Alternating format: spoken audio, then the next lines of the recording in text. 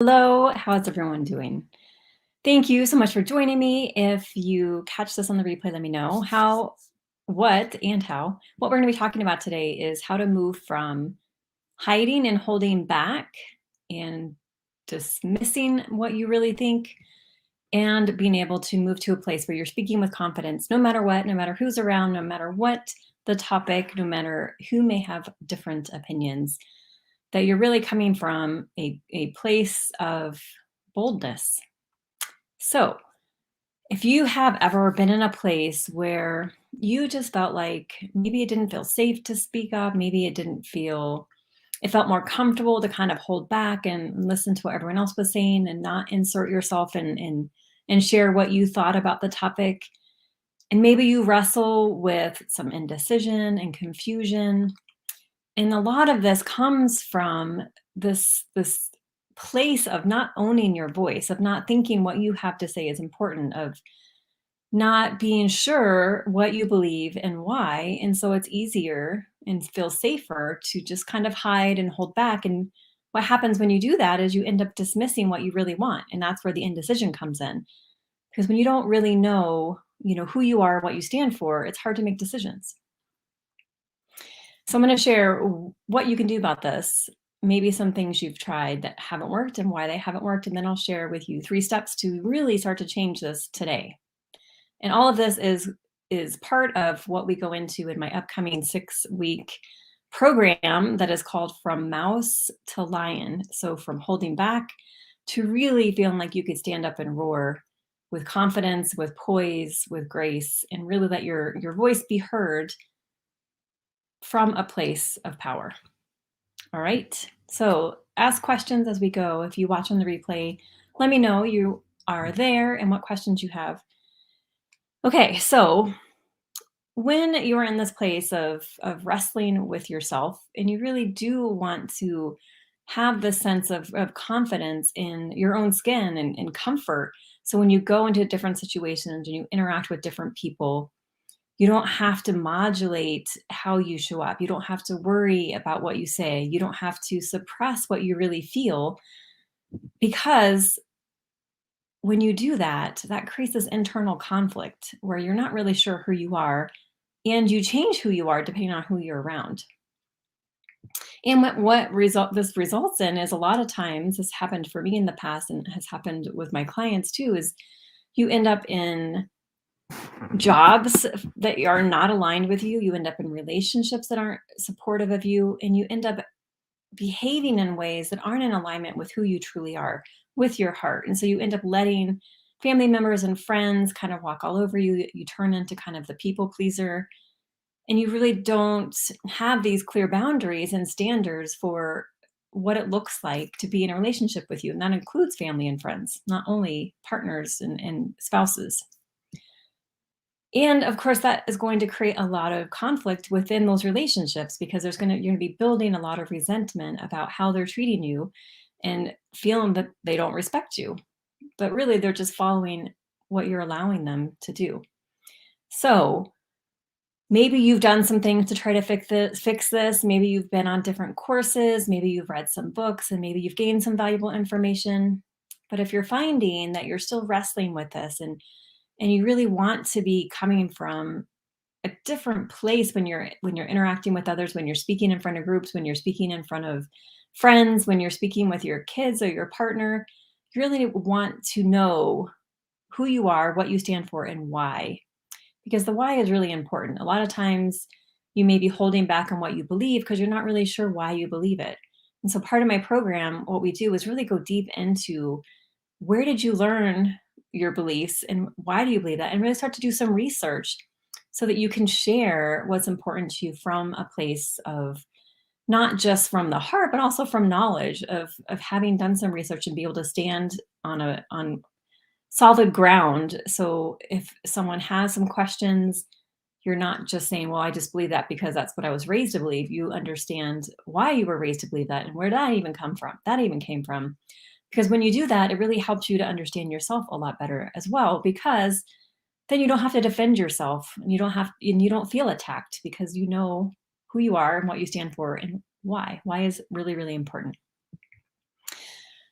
Some other things that I have been told along the way and taught by coaches that didn't work that maybe you have done as well. I've, had some coaches tell me, "Oh, you just need to get really angry," and for all the things that happened that created this pattern of hiding and holding back.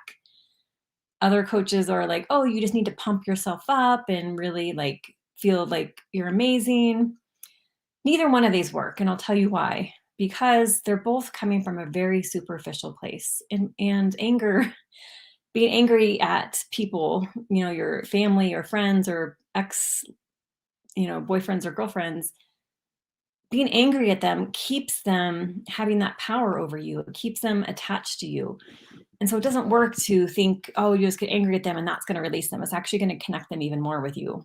And so another part of my program is we go into some deep forgiveness work to release those bonds and those sort of threads that are still holding you back because of those patterns, because those are what created those patterns of holding back and hiding.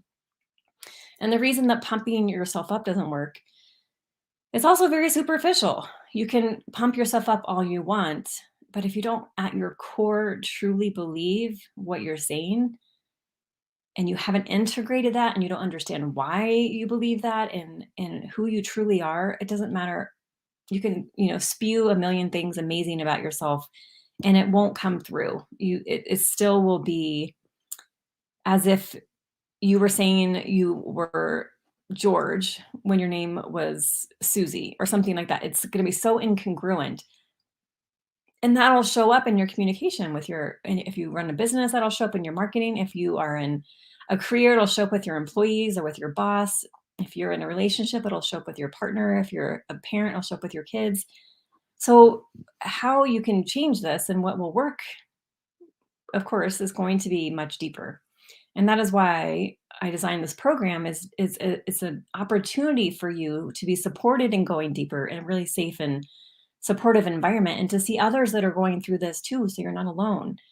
And then get into the roots of this in order to do the forgiveness and the release. So that's why all that superficial stuff doesn't work. And a lot of that superficial stuff that I mentioned just keeps you more stuck, keeps you more confused, and keeps you repeating the same pattern because it doesn't actually stick. You're not actually embodying the change because it hasn't been integrated into who you are.